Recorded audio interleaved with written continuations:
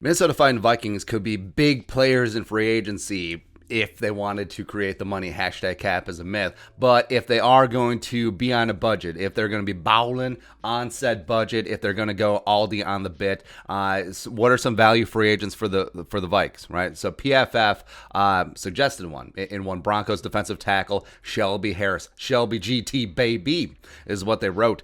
Quote, the Minnesota Vikings defensive line this season was one of the worst the league has seen in a number of years. The unit lost Michael Pierce before the season to a COVID-19 opt-out, blah, blah, blah. Danielle Hunter, blah, blah, blah. The Vikings don't have much salary cap to play with.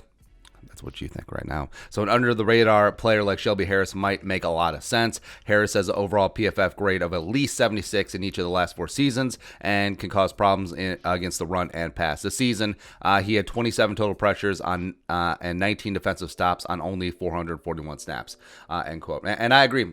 He's been a guy that when you watch Broncos games, like he does stand out. Like, oh, 96 is doing things. Interesting. So let's talk about the pride of the former Denver Broncos today. So Shelby Harris, 29 years young, 6'3", 300 pounds, was a 3-star recruit coming out of Thiensville, Wisconsin. Thiensville. Do you get it? Just north of Milwaukee. Originally committed, played in redshirt for the Badgers, but don't hold that against him. Played defensive end and defensive tackle at Illinois State for the Redbirds, Mike Zimmer's alma mater. Back on the day. Yeah, Mike Zimmer, the only linebacker quarterback in NCAA history.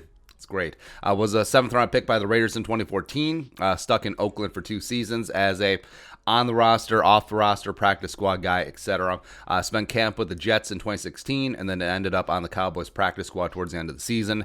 2017, he landed with the Broncos, and he's been there for 4 years, and he's been phenomenal. Has a combined 15.5 sacks in Denver, 27 tackles for loss, and 93 career pressures. Started 11 games at 3 Tech in Fangio's defense this season. And he is a bit of a late bloomer. He does really remind me of Tom Johnson. Because remember, Tom Johnson went from 3 different football leagues and like 17 different teams and finally found some success with the Saints and then came to the Vikings and he was great. Phenomenal. Love Thunder Chunk or Bucket, whatever his name is. But he's a guy who exclusively plays 3 Tech or nearly exclusively. Lean, but uses hands well, can shed blocks and make some tackles, make some plays. But is Shelby Harris a long-term solution? No, he's going to be 30 years old. But is he a better option in the short term for 2021 when the Vikings still are in win-now mode over Jaleel Johnson, who's a free agent? Yes. Over Armand for Watts? Yes. Over James Lynch? We don't know because you don't play him. And if the Vikings do sign him, I don't think it should impact one iota what they do at defensive interior in the draft. So, I mean, Barmore should still be on the table. Twyman, Stills, Onwuzurike, etc. should still be on the table. Aleem McNeil should still be on the table. Go Wolfpack. That's right.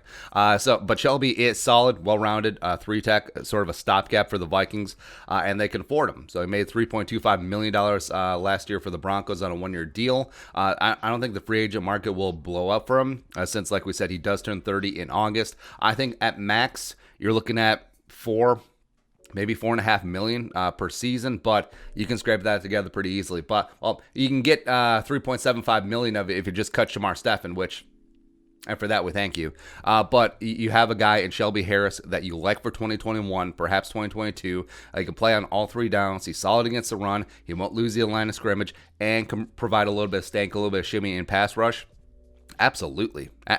Because, again, in free agency, it's not always about making the big swings because sometimes you make a big swing and you miss. But what is wrong about a seeing eye single? What is wrong about the sacrifice bunt? Well, not really sacrifice, but either way, running out infield grounder, getting on first base, that would be Shelby Harris, something that the Vikings can't afford. Also, so in the PFF article, they talked about free agents going other places. So they got Thuney going to the Bengals. Yeah, I get it. Protect Joey Burrow, please.